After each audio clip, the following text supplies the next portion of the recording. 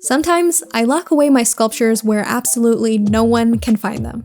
And it isn't always because they have one too many flaws and I'm ashamed of them. Sometimes my pieces remain unfinished because I'm overwhelmed by the pressure of perfecting them and I'd rather pretend that none of it ever happened. Well, now everyone gets to see them and I'm going to retry sculpting as many of these as I can until I don't feel like it anymore.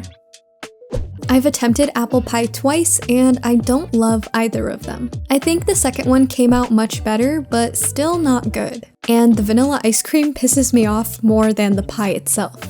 I tried to give it little vanilla specks, which was great in theory, but the proportions are so off that it kind of just makes me angry. And same goes for the filling. I'm pretty certain that I used real cinnamon because I thought it would make it look more real, but the flecks are just way too big at this scale. To make the new pie crust, I used the same mix I had made for my vanilla cake. And I basically cut out a triangle shape that gets rectangular on the end.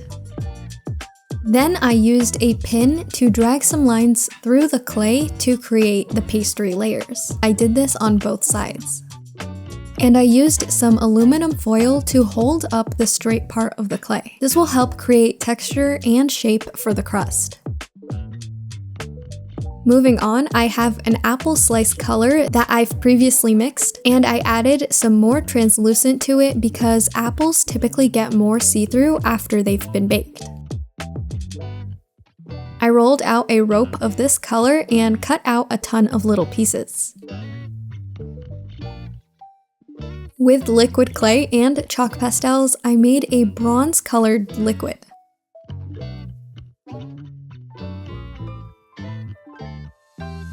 And I mixed this with the apple slices to create the filling.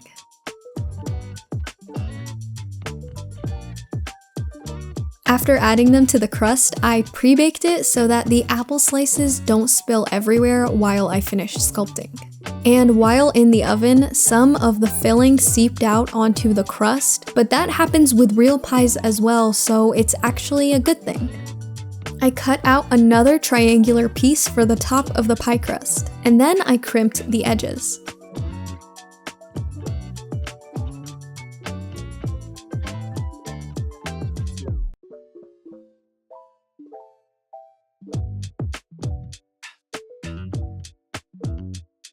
To shade the crust, I used a combination of chalk pastels and Fimo Deco Gel, and I spread this onto the clay with a paintbrush.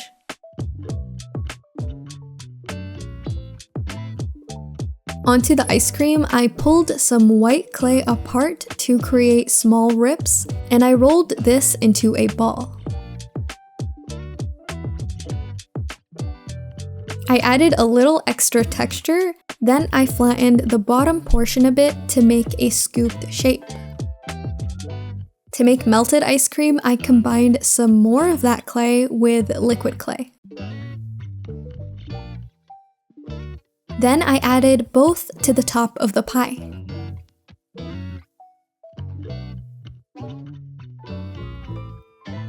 After I baked the whole piece, I glazed it. In comparison to the first two apple pies I had made, this one came out pretty good. The apple slices look better and the entire pie looks so much more realistic. I gotta say, I'm pretty happy with it.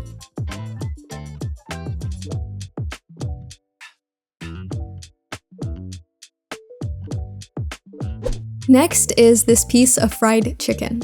I had basically added white craft sand to the outside of the clay to try and make it look fried. And it also looks like I tried to color it with chalk pastels. But this combination just makes it look patchy. And it didn't really go the way that I planned, so much so that I didn't even bother to finish the other one. I think the sand was a decent idea, but I want to tweak it a bit. So I rolled some pale clay out super thin, and after pre-baking it, I cut it into little tiny pieces.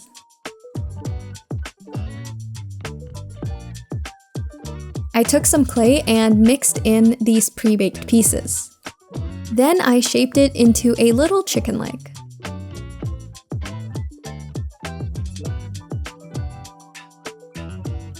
I rolled the outside in some more of the pieces to help create the look of breading, but it still wasn't enough, so I ended up resorting back to the sand for extra crispiness.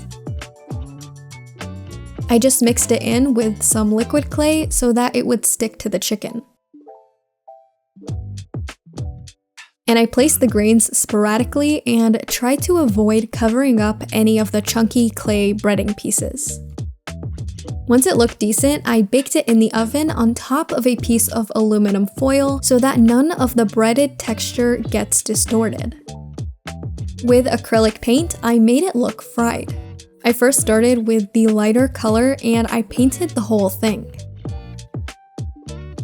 Then I moved onto the brown and I mainly applied it in the chunkier areas.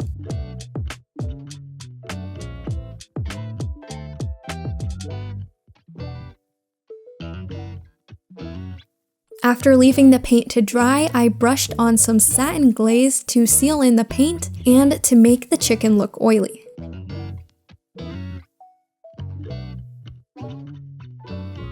I very rarely paint anything, let alone my polymer clay sculptures. So I feel like if I had better painting techniques, this might have come out looking better, but it's still better looking than the first ones. Which I guess isn't saying all that much considering I kind of gave up on them. But I mean, it is an upgrade. At least to me it is. And this is a win as far as I'm concerned. I didn't make this Cheez-It all that long ago, but it reminds me of my really old clay charms. Mainly because it's extremely orange. Which I guess is fine because you can still tell what it is, sort of. But I was going for as realistic as possible, so I missed the mark. To make the color look more realistic, I feel like it needs some yellowy orange clay and a bunch of translucent. Translucent clay is a bit tricky to work with because you can't see what the color is going to look like until after it has baked. And while my mixture looks really yellow, I've had instances where my translucent mixes look a completely different color before baking. So before using the clay, I baked a tiny bit of it to test how it'll look. And I'm really glad I did this because it is indeed very yellow. I added some more orange clay to the mix, and this color looks much better than before. Back when I made the first Cheez-It, I had measured it to an actual one, and I added the same amount of grooves and everything. So of course I had made a mold out of it. The shape of the original charm isn't where the problem lies for me, so I'm going to use the same mold now and save myself some time.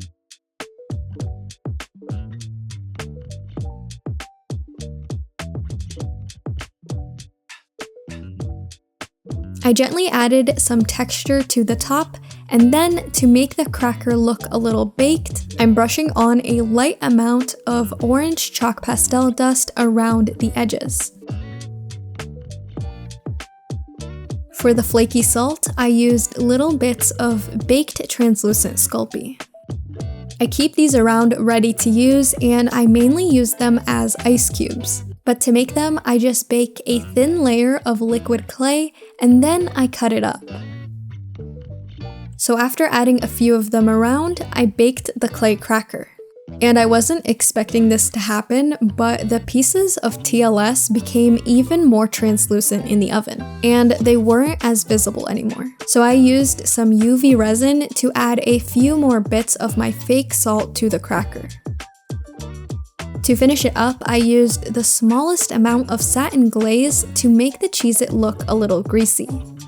Overall, I think this one came out much better than the last one, but it still isn't as realistic as I want it to be. That being said, it isn't solid orange, and I'll take what I can get.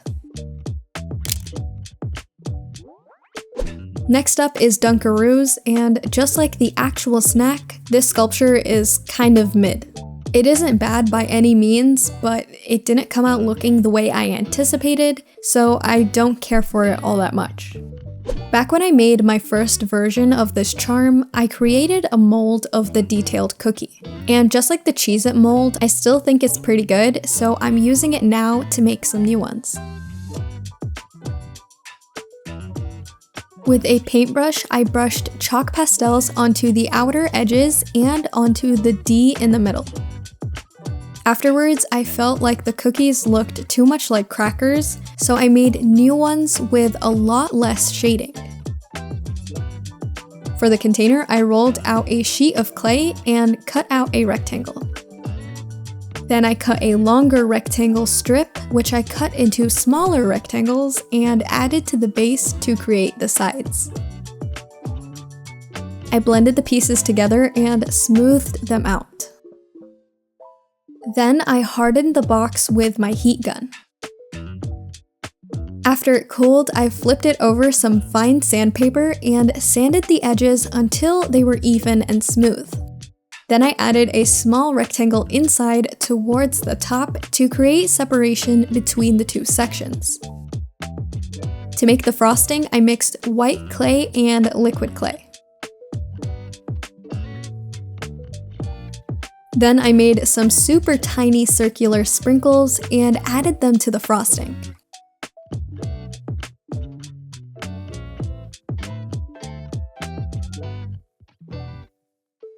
As for the other side, I used some of the first overly shaded cookies to fill up space at the bottom. And then I added the paler cookies on top.